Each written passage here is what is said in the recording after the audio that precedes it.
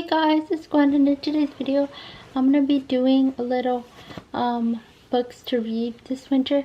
So these are just some books that are on my TBR that I want to read this winter. So without further ado, let's get started. Okay, so the first book I have is this book. It's called The Map That Leads to You, and it was also an original movie on Prime. So it says, Heather Mulgrew's world is already mapped out. She's going to travel abroad with her friends after college, come back to a great career in September, and head into a life where not much is left to chance. But that was before an encounter on an overnight train introduces her to Jack, a passionate adventurer who changes the course of her journey and her life. Throwing Heather's careful itinerary to the wind, they follow Jack's grandfather's journal through Europe's post-World War II era, Vienna, Budapest, Turkey, exotic places that serve only to heighten their feelings. As September looms, Jack urges Heather to stay with him, to keep traveling, to give into the romance of their experience. Heather convinces him to return to the United States. But Jack has a secret that could change everything, and Heather's world is about to be shaken to the core. So yeah, I'm excited to read this book because it's was an Amazon original movie, and I really love like book to movie adaptations like that. So yeah. Okay, the next book on my list is Summer Romance by Anna Monahan. She's also the author of Nora Goes Off Script, which is also a popular book. So yeah.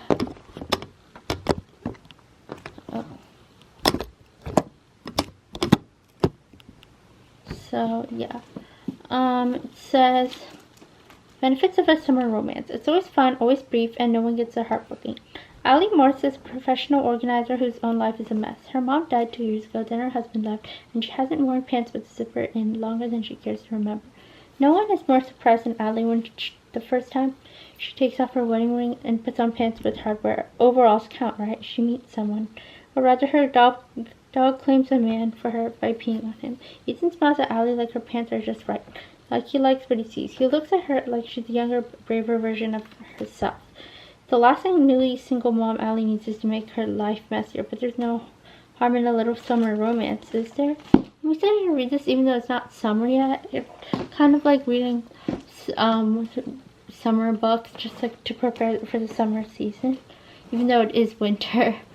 Okay, the next book I have is another summer book. It's called One Golden Summer by Carly Fortune. The description says, good things happen at the lake. That's what Alice's grandmother says, and it's true. Alice spent just one summer there at a cottage with Nan when she was 17. It's where she took that photo, the one of 3 grinning teenagers in a yellow speedboat, the image that changed her life. Now Alice lives behind a lens. As a photographer, she's most comfortable on the sidelines, letting other people shine. Lately, though, she's been itching for something more, and when Nan falls and breaks her hip, Alice comes up with a plan for them both. Another summer in that magical place, Barry's Bay. But as soon as they settle in, their peace is disrupted by the roar of a familiar yellow boat and the man driving it. Charlie Florrick was 19 when Alice took his photo from afar. Now he's all grown up, a shameless flirt who manages to make Nan laugh, and Alice long to be 17 again, when life was simpler, when taking pictures was just for fun.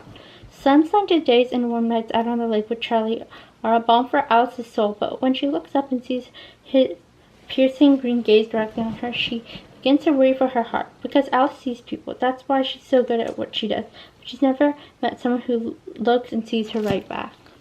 So that was The Golden Summer by Carly Fortune. The next book I have is Adult Drama and Other Essays by Natalie Beach.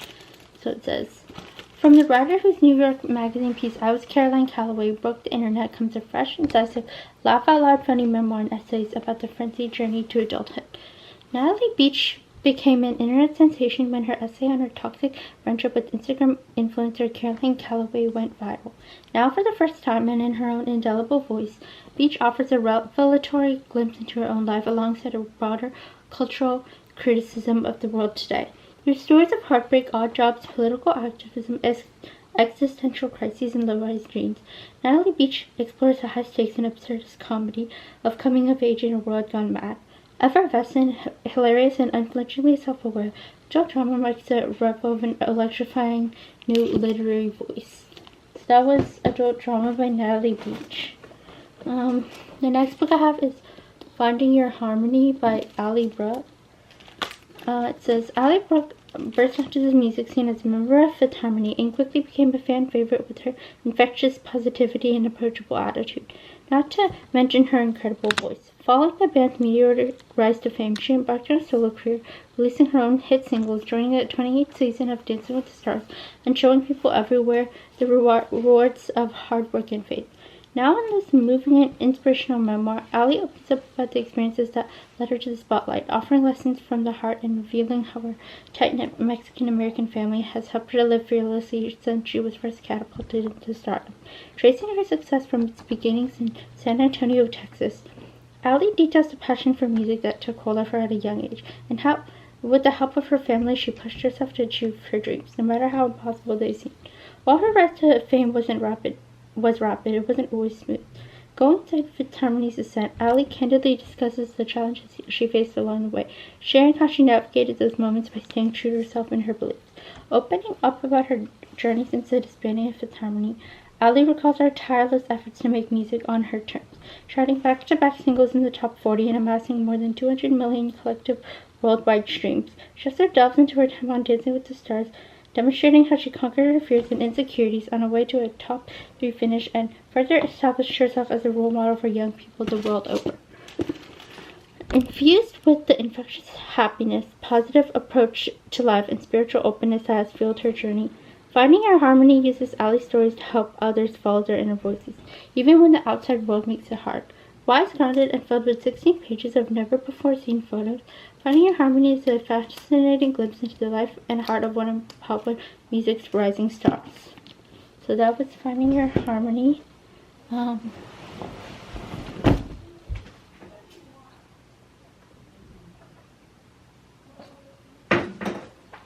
Okay. The next book I have is The Half of It by Madison Beer. Says, discovered at 12 years old, Madison Beer was one of the first artists to have her entire life documented online. Over the past decade, she has navigated the spotlight as a child through her teenage years and now as a young woman in her 20s. In The Half of It, Madison pulls back the curtain to show the behind-the-scenes of her journey, from reckoning with mass hate online at the time her private pictures were leaked, to battling suicidal thoughts while making her highly acclaimed debut album Life Support and her recovery since then. This memoir is an honest and unflinching account of self-love, mental health, and advocacy from one of the fastest rising musical voices and most influential social media presences of her generation. It hammers home the point, more striking and urgent than ever, that no matter how close the internet may make us feel to people, we truly don't know the half of it. Okay. So this last book is The Meaning of Mariah Carey by Mariah Carey with Michaela Angela Davis. It says, it took me a lifetime to have the courage and the clarity to write my memoir. I want to tell the story of the moments, the ups and downs, the triumphs and traumas, the debacles and the dreams that have contributed to the person I am today. Though there have been countless stories about me throughout my career and very public personal life, it's been impossible to communicate the complexities and depths of my experience in any single magazine article or a 10-minute television interview. And even then, my words were filtered through someone else's lens, largely satisfying someone else's assignment to define me. This book is composed of my memories and my mishaps, my struggles, my survival, and my songs, unfiltered. I went deep into my childhood and gave the scared little girl inside of me a big voice. I let the abandoned ambition adolescent have her say, and the betrayed and triumphant woman I became tell her side. Writing this memoir was incredibly hard, humbling, and healing. My sincere hope is that you will move to a new understanding, not only about me, but also about the resilience of the human spirit. So yeah, those are some books that I'd like to read this winter. So if you like this video, please give it a thumbs up and comment down below what books you want to read this winter. And yeah, thank you guys so much for watching, and I'll see you later. Bye!